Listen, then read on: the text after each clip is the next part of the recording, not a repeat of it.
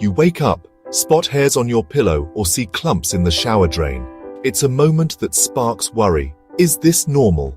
The truth is, shedding 50 to 100 hairs a day is perfectly normal. Your scalp has about 100,000 follicles, each on its own schedule. Hair loss isn't about the hairs you see, it's about the balance. If you're losing more than usual or not growing new hair, that's when there's a problem. Hair grows in 3 phases. Anagen, a phase of growth spanning 3 to 7 years, Catagen, a transition phase that lasts a few weeks, and Telogen, which is the resting phase for a couple of months. Note that shedding is a normal final step before new hair grows. Most of the time, those hairs on your pillow are just telogen hairs finishing their cycle. Trouble starts when the cycle is disrupted. More shedding, less regrowth. Understanding this cycle is the first step to demystifying hair loss. So don't panic at a few stray hairs. But if you notice a real change, it's worth paying attention. Your hair is often your body's early warning system. Let's explore what might be behind those extra strands. Because hair loss is more than just a bad hair day. It's a story your body is telling. The biggest factor in hair loss? Genetics. Androgenetic alopecia, male or female pattern baldness, is written in your DNA. In men, it's a receding hairline and thinning crown. In women, it's diffuse thinning, especially along the part. You can inherit this from either parent, not just your mother. The more relatives with hair loss, the higher your own risk. This isn't something you caused. It's a genetic lottery. The process is gradual, sometimes starting in your teens or much later. Understanding your family history can help you set realistic expectations. Most importantly, it's not your fault. Hair loss is a natural part of your genetic inheritance.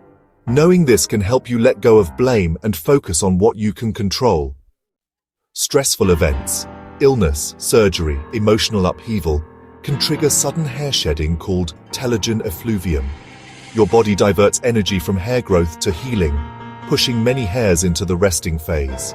Shedding appears months after the stress, making the cause easy to miss. The good news, it's usually temporary. Once you recover, hair regrows. If you notice sudden, diffuse thinning, think back a few months for possible triggers.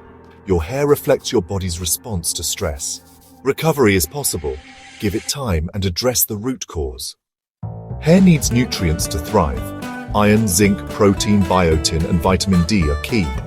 Iron deficiency is a common cause of hair loss, especially in women.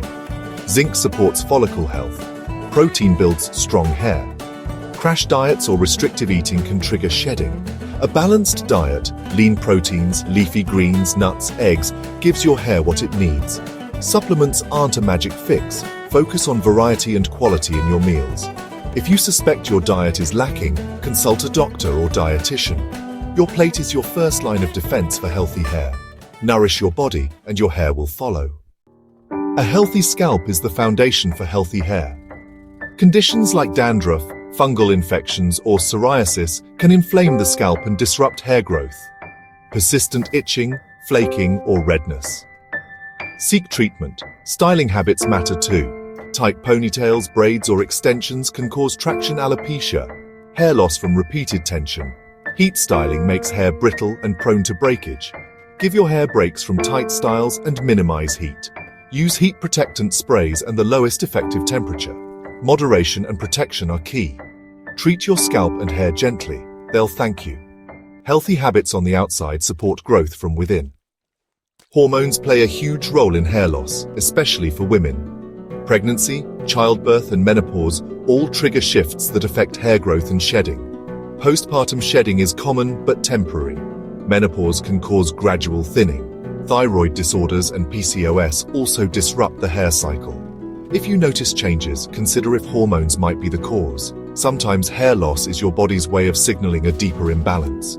Medical advice can help restore balance and your hair.